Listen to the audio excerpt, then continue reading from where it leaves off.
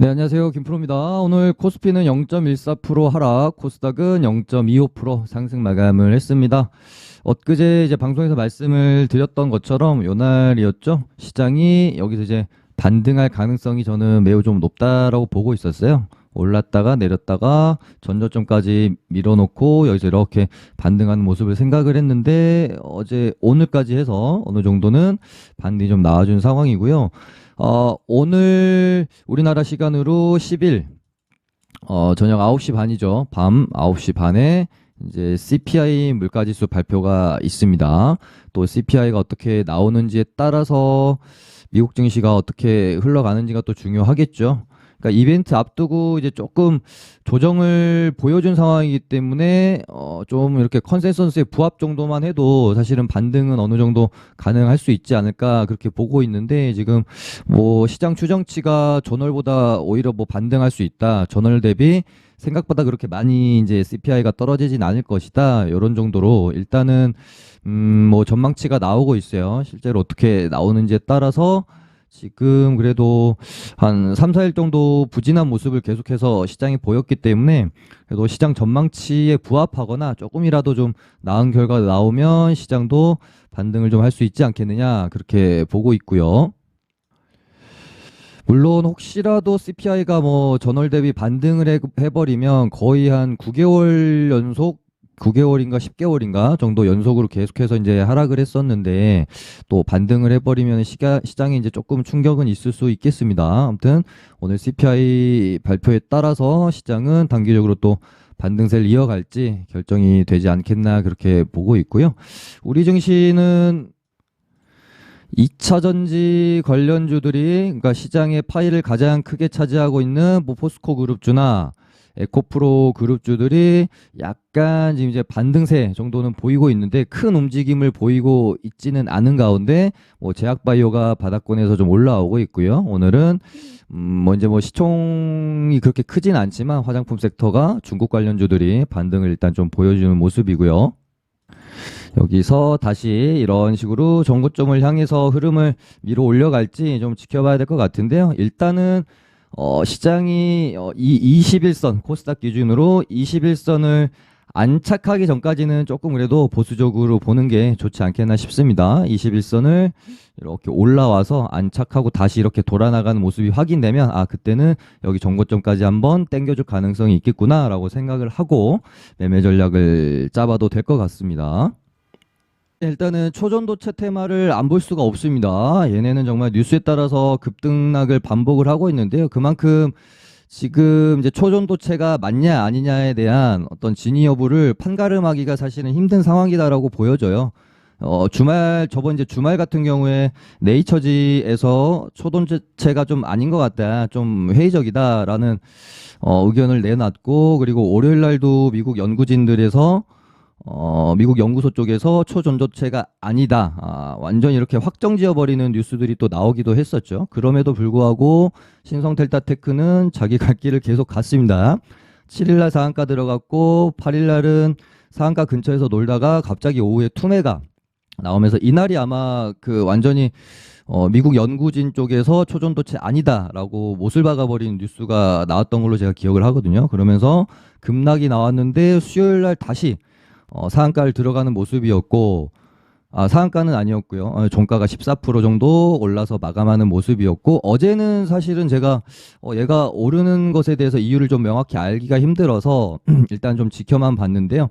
오늘 갭을 크게 띄우고 상한가를 들어갔던 이유는 이게 지금 보시면 인도대에서 초전도체가 맞다라고 의견을 좀 내놨고 화중과기대에서는 아니다 해서 보류 의견으로 일단 좀 바꿨습니다. 그리고 이렇게 좀 투자 심리가 조금 바뀌게 된 그 배경을 보면 지금 LK99 논문이랑 이제 특허 내용이 다시 지금 재조명이 되고 있어요. 어찌됐건 이게 이제 한글로 되어 있다 보니까 미국이나 해외 연구진들에서 정확히 이렇게 이 검증을 하는데 좀 어려움이 있지 않았나 이런 이야기가 다시 나오고 있는 상황이고 거기서 이제 키워드가 됐던 게 뭐냐면 상온상하뿐 아니라 전기를 가해줘야 초전도체가 된다라고 논문에 이제 언급이 돼 있어요. 특허에도 그렇고. 근데 이 부분을 해외 연구진들에서 간과하고 실험을 진행했기 때문에 초전도체가 아니다라는 결론이 나온 것이다라는 쪽으로 지금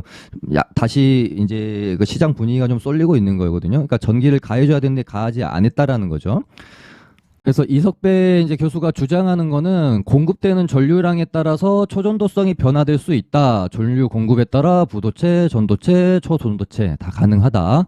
뭐 이제 이런 의견이 다시 좀 투자 심리를 급변시킨 게 아닌가 그런 생각이 들고요. 사실 우리가 뭐 저도 뭐 전문가가 아니기 때문에 그냥 흐름 정도만 이해하면서 내가 이 테마를 공략을 해야 될까 말아야 될까 이런 부분들을 이제 시장 분위기랑 함께 우리가 이제 알아가야 되기 때문에 요런 이제 뭐 지금 이런 어떤 내용의 변화 때문에 신성 델타테크가 급등이 나왔다라고 제가 관점을 설명을 일단은 드리는 거고요.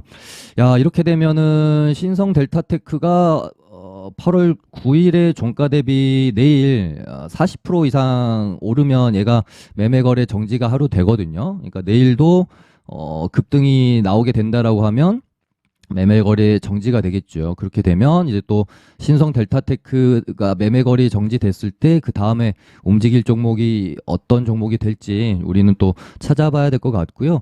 제가 보고 있는 종목 중에 월요일 날도 방송에서 말씀을 드렸어요. 실제로 지분 관계가 있는 지금 신성 델타테크가 대장으로 치고 나가고 있는 이유도 명확한 지분을 가지고 있기 때문이고요. 지금 파워로직스가 제가 봤을 때는 그나마 지금 아직 뭐 경고 딱지도 안 달고 있고 이등주로서의 공략을 내가 해봐야겠다라고 생각하면 파워로직스를 관심권에 두고 보시는 게 좋을 것 같다. 그런 생각이 듭니다. 덕성은 이제 뭐 서남처럼 뭐 관계없다 뭐 이런 뉴스 혹시라도 또 나와버릴 수 있으니까요. 저는 웬만하면 덕성은 뭐 관심을 조금 두고 있지 않고 뭐 하더라도 매매를 하더라도 그냥 뭐 그날 데이 트레이딩 정도로만 하는 게 좋을 것 같아요. 오버나잇을 하지 말고요. 그래서 뭐 이렇게 회사에서 갑자기 관련 없다라고 공지 나올 일이 그래도 적은 파워로직스나 신성 델타테크 쪽으로 집중해서 좀 봐야 될 것 같고요. 내일 신성 델타테크가 매매 거래가 이제 정리되는지 그런 부분들 체크하시면 될 것 같습니다. 그리고 이제 내일 에코프로가 이벤트가 있습니다. MSCI 편입 이제 발표가 있어요. 아마 시장에서는 에코프로는 확정으로 보고 있고요. 금양은 좀 힘들다라고 지금 보고 있어요. 근데 뭐 전통적으로 항상 MSCI 발표를 앞두고 종목이 좀 오르다가 편입 이제 확정이 나든 안 나든 재료소별로 또 하락하는 경우도 좀 많이 있었죠. 그래서 일단은 에코프로가 내일 MSCI 편입 결정이 뭐 나고 나서 뭐 재료소멸로 죽지 않고 계속해서 이제 시세를 좀 예를 들어 이런 식으로 좀 유지를 해준다라고 하면 그때는 130만 원을 돌파하러 가는 뭐 흐름으로 우리가 좀 이해를 해도 되지 않겠나 그런 생각이 듭니다. 그래서 저 같은 경우는 모르겠습니다. MSCI 발표 나고 나서도 뭔가 재료 소멸로 죽지 않으면 그때 가서 다시 한번 관심을 가져보려고 생각을 하고 있어요. 괜히 또 재료 소멸로 이렇게 뭐 하락도 나올 수가 있기 때문에 최대한 좀 지켜봐야겠다 그런 생각을 가지고 있고요. 그다음에 포스코 그룹주들도 최근에는 인터내셔널만 좀 이렇게 잘 가고 있는 상황인데 얘가 이제 여기 정고점을 다시 넘기지 못하느냐 아마 미국 증시가 오늘 CPI 발표 후에 좀 흐름을 다시 긍정적으로 가져가면 얘네들도 한 번 더 돌파하는 흐름이 나올 수 있다라고 우리가 기대를 좀 해봐도 좋지 않겠느냐 생각은 하는데 이게 자리가 좀 많이 높죠. 자리가 높다 보니까 참 섣불리 공략을 하기가 그렇게 좀 쉬운 구간은 아닌 것 같습니다.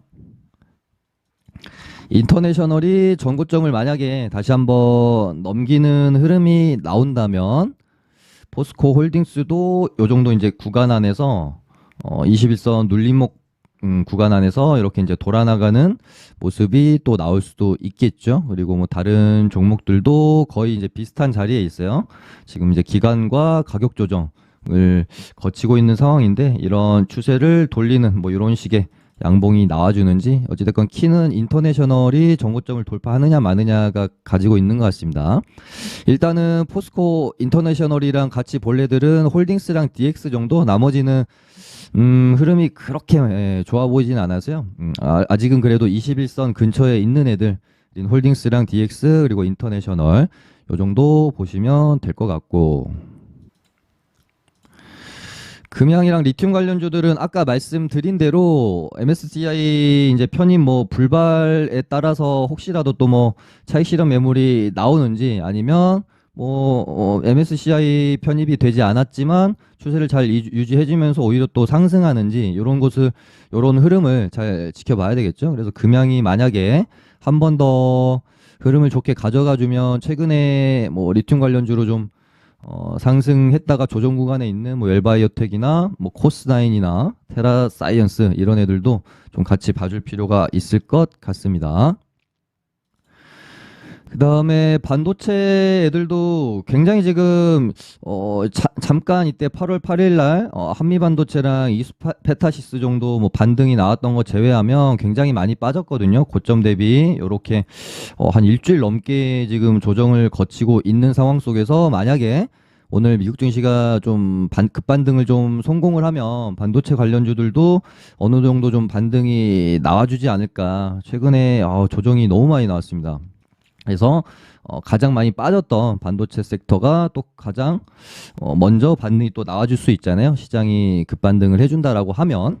그래서 반도체들도 오늘 보시면 한미 반도체도 바닥에서 쭉 올리면서 양봉 마감을 해주는 면들, 이런 면들을 보면서 조금 내일 만약에 미장이 상승 마감하면 이런 식으로 상승 마감할 수 한번 반등이 나올 수도 있겠다. 그래서 반도체 관련주들도 조정에 따른 단기 반등의 영역이 나오는지 한번 체크해 볼 필요가 있을 것 같습니다. 그리고 이제 엔비디아가 오늘 이제 새벽 미장에서 엔비디아가 좀 많이 빠지면서 반도체 관련주들이랑 같이 AI 관련주들도 급락이 좀 일단은 나왔어요. 근데 보시면 얘네들도 뭐 같이 좀 많이 조정이 나왔기 때문에 기술적 반등의 영역으로 좀 나올 수 있을지, 뭐 폴라리스 파워도 그렇고 뭐 셀바스 헬스케어랑 셀바스 AI는 박스권 조정을 약간 이렇게 두고 일단은 흐름을 살짝 돌려는 놨습니다. 얘는 시간에서 왜 이렇게 내렸죠? 3%. 내일 뭐 이런 식으로 양봉을 하나 내고 음봉을 하나 내고 다시 이런 식으로 이제 양봉으로 채우면서 이 고점을 다시 넘기는 시점을 좀 기다려 봐야 되겠습니다. 그리고 로봇주들은 조정을 좀 기다려야 되지 않겠나 싶어요. 단기간에 지금 너무 많이 올랐기 때문에. 그리고 로봇주들이 되게 가벼운 또 애들은 아니잖아요. 좀 그래도 무거운 종목들이 꽤 있기 때문에 레인보도 그렇고 단기간에 이제 많이 오른 만큼 조금 조정이 나왔다가 다시 돌아 나가는 그런 어떤 맥점을 좀 기다려야 될 것 같아요. 그래서 뭐 레인보우 로보틱스가 혹시 한 요런 정도까지 좀 빠져주면 괜찮은 매수 타점이 또 나올 수 있을 것 같고요. 그리고 최근에 바이오주들 분위기가 되게 좋죠. 그래서 진단키트 쪽에서는 뭐 엊그제 방송에서 말씀드렸던 것처럼 휴마시스 여기서 다시 양봉 세우면서 여기 이제 121선을 좀 안착하러 가는 흐름이 나오는지 지켜보자 말씀드렸었는데요. 휴마시스 정도 보면 될 것 같고, 셀트리온 제약이랑 헬스케어가 여기서 다시 3월 달에 급등하면서 만들어놨던 여기 저항 구간 있죠? 여기를 돌파하는 흐름으로 갈지 한번 지켜봐야 되겠습니다. 지금 이렇게 박스권 영역에 있는데요. 여기를 이렇게 이제 돌파하면서 여기 전고점을 한번 향해 가는 흐름이 나올지, 셀트리온 제약 또 좀 봐야 될 것 같고, 비만 치료제 관련주들은 너무 많이 올랐죠. 너무 급등을 해서 좀 뭐 보기가 힘들 것 같아요. 뭐 에이프로젠 그룹주들도 뭐 방송에서 제가 말씀드릴 부분은 아닌 것 같고, 그다음에 중국에서 지금 단체 관광을 허용을 하면서 화장품 관련주들이 오늘 급등을 했는데요. 얘네들도 뭐 거래 대금이 좀 너무 적죠. 한국 화장품 80억으로 상한가 177억. 뭐 마녀 공장이 그나마 거래 대금이 좀 터지긴 했는데요. 이제 화장품 관련주들이 좀 전통적으로 시세를 쭉 이어가지 못하고 한번 시세 내고 이렇게 죽는 흐름들이 좀 많았긴 했습니다. 근데 이번 뉴스는 조금 그래도 굉장히 좋은 뉴스가 아닌가 그런 생각이 들어서 이번에는 뭐 예를 들면 뭐 이런 구간처럼 한번 쭉 뽑고 죽지 않고 흐름을 좀 이어가 주는지 잘 지켜봐야 될 것 같네요.